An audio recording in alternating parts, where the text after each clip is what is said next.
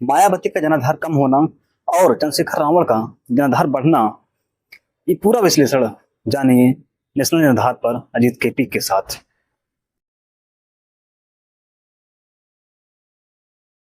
नमस्कार, मैं अजीत केपी और आप देख रहे हैं नेशनल जनाधार।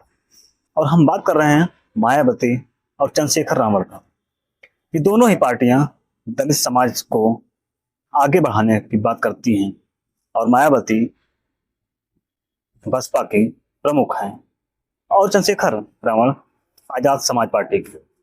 और दोनों ही पार्टियां काफी तेजी से आगे बढ़ी और इस समय मायावती का जो डाउनफॉल है वो चल रहा है। लेकिन इसी बीच खबर आई कि आकाश आनंद एक बार फिर से पार्टी में शामिल हो चुके हैं और नेशनल कोऑर्डिनेशन बनाया गया उन्हें। और इसी सबको मद्देनजर रखते हुए ये कहना गलत नहीं है कि मायावती एक बार फिर से युवाओं को साधने में आकाश आनंद का प्रयोग कर रहे हैं। क्योंकि पिछली बार जिस तरीके से आनंद आकाश ने बीजेपी पर आरोप लगाए थे, उसके बाद से उनको पार्टी से निष्कासित कर दिया गया। उसी के बाद यानी कि 6-7 महीने के बाद उन्हें पार्टी में फिर से शामिल किया गया है। क्या मायावती ये सोच रही हैं कि अगर चंद्रशेखर रावण को पीछे छोड़ना है, उनसे आगे फिर से एक बार बढ़ना है और पार्टी को इस समय मुख्यधारा में लाना है और मुख्यधारा की चीजें को बात करनी है और लोगों के बीच में फिर से पार्टी के वो महत्व को समझाना है, तो आकाश आनंद का होना बहुत जरूरी है। आकाश आनंद बहुत बड़े बड़े आरोप लगाते हैं, किसी भी मुद्दे को लेकर के वो खुलकर बात करते हैं, लेकिन मायावती वहीं पे धैर्य और संयम से बात करती हैं। इसी को चलते मायावती ने आकाश आनंद को पार्टी से निष्कासित कर दिया था। लेकिन एक बार फिर से जब आकाश आनंद पार्टी में शामिल हो चुके हैं और चंद्रशेखर रावण का जिस तरीके से जनाधार बढ़ रहा है, उसे रोकने के लिए आकाश आनंद का मायावती प्रयोग कर रही हैं, या फिर मायावती के उस मुद्दे को, उस भाव को, या फिर वो जनाधार जो बना था उसे एक बार फिर से खड़ा कर पाएंगे। इस समय बिहार का चुनाव आ रहा है और मायावती ने कहा है कि हम अकेले चुनाव बिहार में लड़ेंगे, यानी कि डायरेक्टली और इनडायरेक्टली बीजेपी और कांग्रेस दोनों के लिए प्रभावशाली रहेगा, क्योंकि दोनों के प्रभुत्व को कम कर सकता है। क्योंकि मायावती का अकेले वहां पर लड़ना और दलित वोट बैंक को प्रभावित करना दोनों ही महत्वपूर्ण है। लेकिन एक बात और ही है कि वहां से प्रभावित करने के लिए, यानी कि बिहार में अगर उन्हें अपना प्रभुत्व बढ़ाना है और अपना महत्व समझाना है, तो चिराग पासवान को पार पाना पड़ेगा। क्योंकि चिराग पासवान इस समय बिहार के लिए अहम चेहरा है और वो इस समय बीजेपी के साथ में है।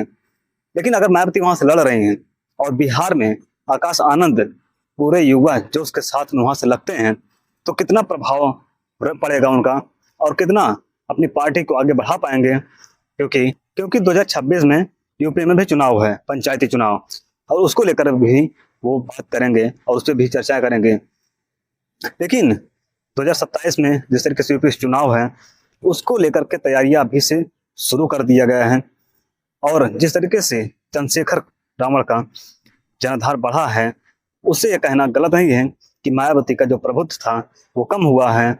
और उसी को देखते हुए आकाश आनंद का पार्टी में आना, क्या वो मायावती के लिए फायदेमंद होगा? क्या चंद्रशेखर रावण का जो जनाधार बढ़ रहा है उसे कम करेगा, या फिर एक समय ऐसा आएगा कि दोनों मिलकर लड़ेंगे?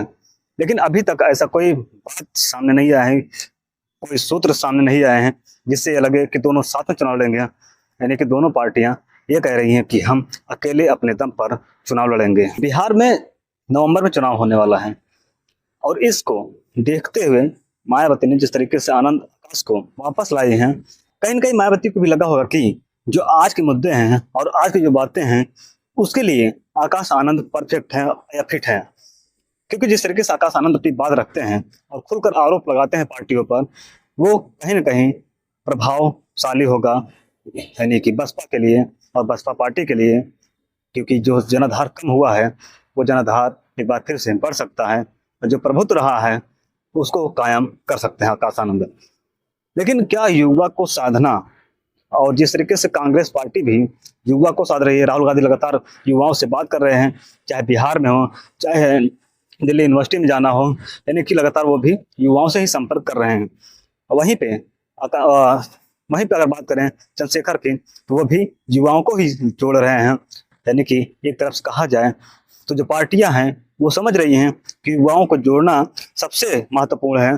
जिस तरीके से बीजेपी ने जोड़ा था और वो जनाधार बनाया और आज वो सत्ता में बनी हुई है, उसी तरीके से सभी पार्टियां युवाओं पर काबू पाना चाह रही हैं कि अगर युवा हमारे साथ होंगे तो हमारी जीत निश्चित है।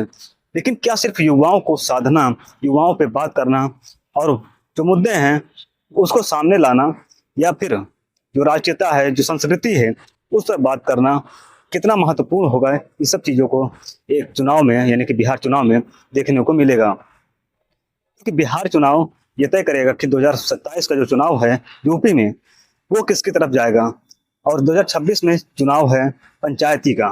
तो दोनों चुनाव ये महत्वपूर्ण करेंगे 2027 के लिए यूपी में चुनाव किसका होगा, किसका पल्ला भारी होगा।